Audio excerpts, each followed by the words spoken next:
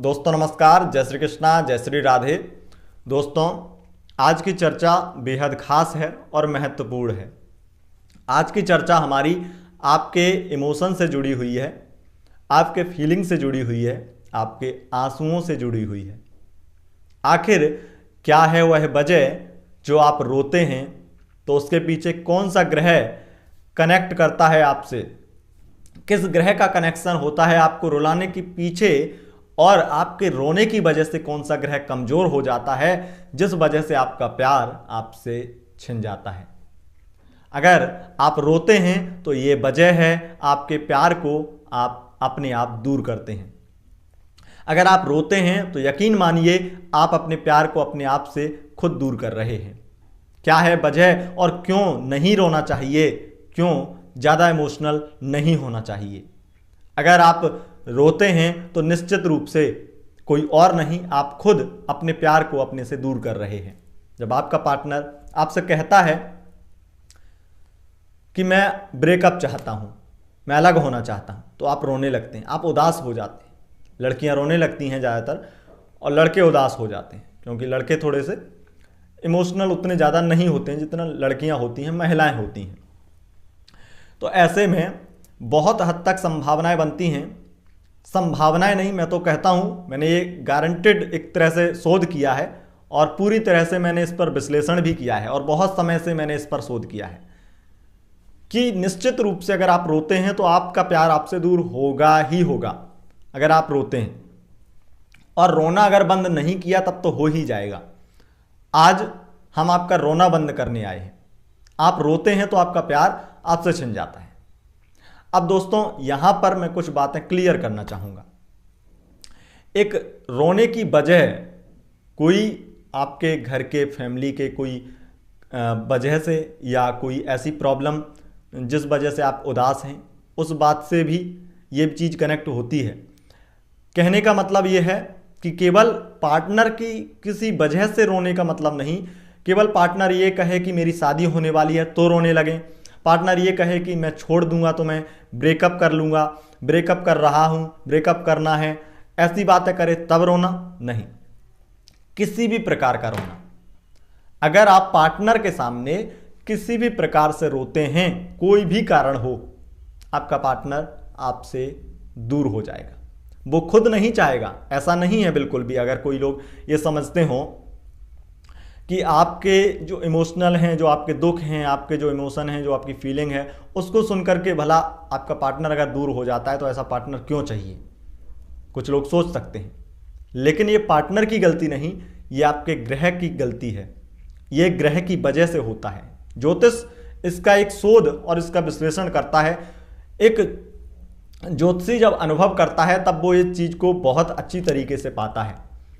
किताबी ज्ञान नहीं, किताबों से ये चीज़ मिल ही नहीं सकती है, क्योंकि किताबों में सूत्र लिखे होते हैं। अब उन सूत्रों को विस्तार अपने अपने दिमाग से लोग करते हैं।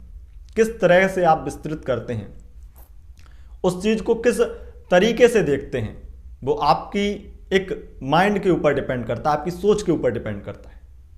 तो यहाँ पर जो मैंने देखा और ज़्यादातर मैंने वो सटीक पाया, उसी के साथ में आपके सामने ये प्रस्तुत कर रहा हूँ। अपने क्लाइंट्स के साथ में मैंने कई बार ये चीज़ें थोड़ी बहुत बताई हैं, लेकिन आज बात खुलकर होने वाली है और आप रोना बंद कर दें आज से, और ये वीडियो देख लेंगे तो निश्चित ही आपको रोना बंद करना ही पड़ेगा, नहीं तो आप अपने प्यार की बर्बादी खुद कर रहे हैं। ये भी समझ लें, दिमाग में बैठा लें।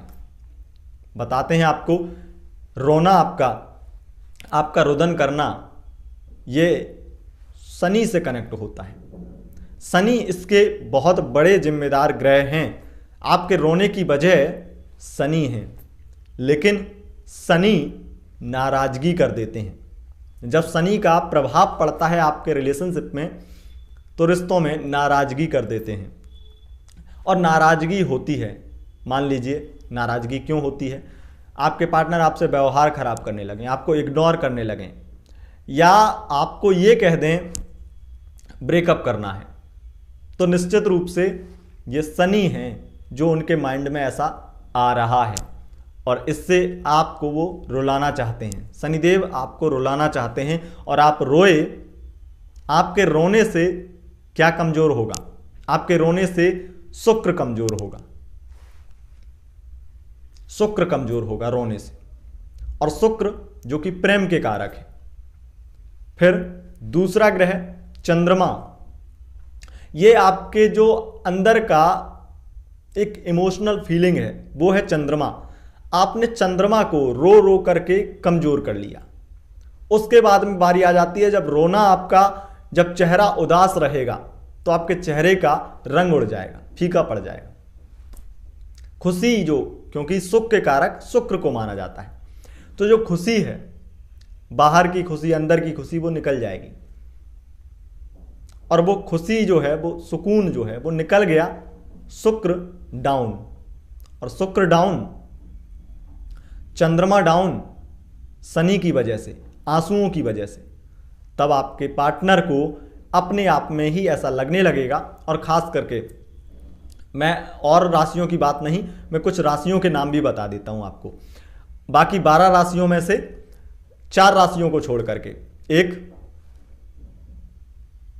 कर्क राशि, दूसरी कन्या राशि, तीसरी वृश्चिक राशि और चौथी मीन राशि।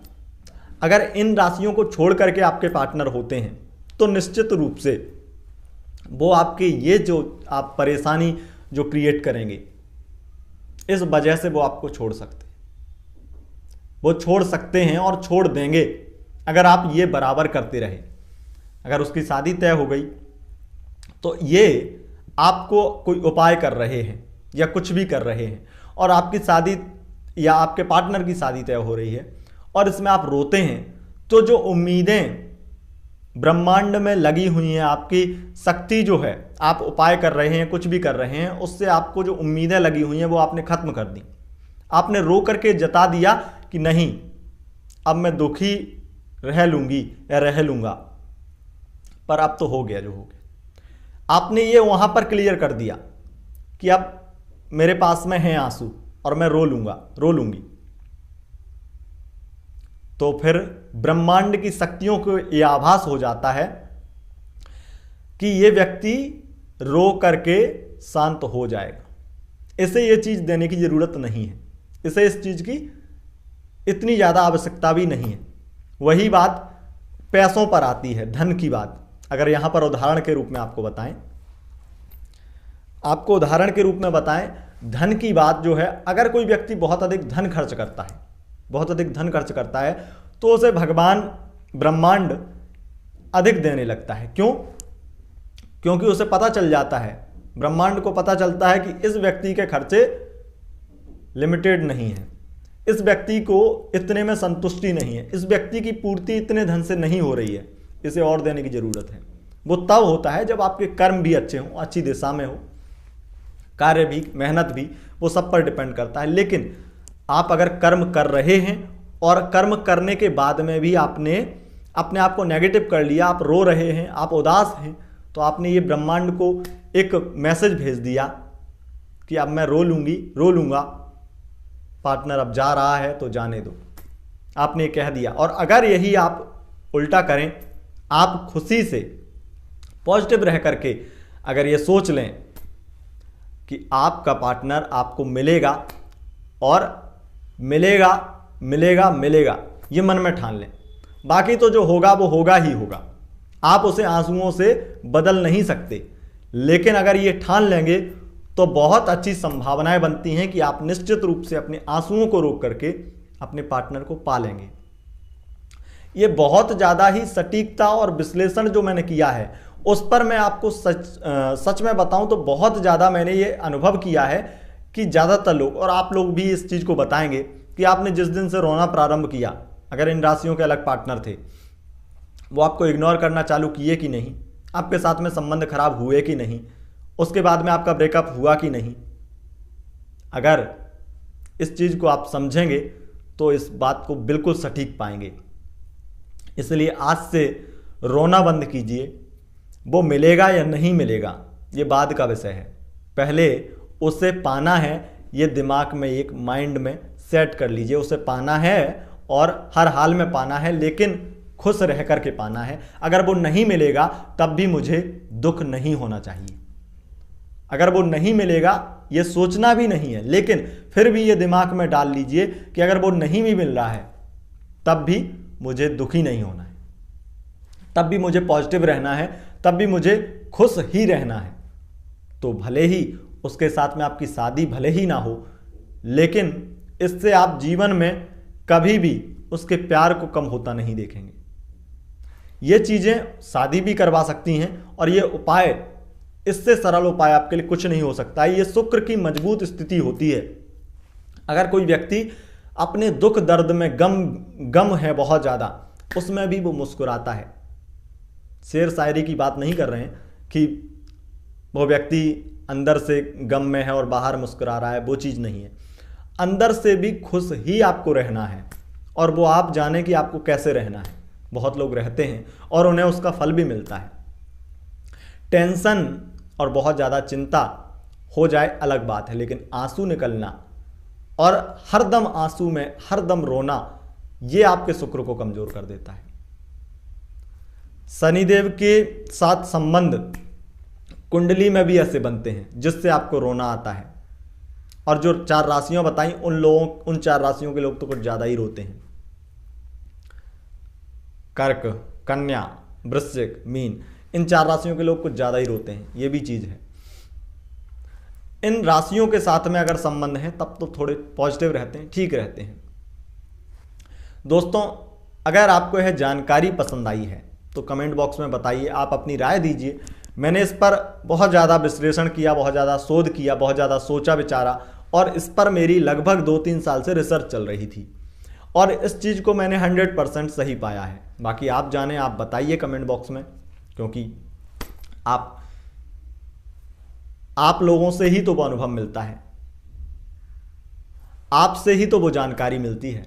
और आप इतनी बड़ी तादाद में जब अपनी बातों को शेयर करते हैं तो निश्चित रूप से उस बात की पुष्टि हो जाती है।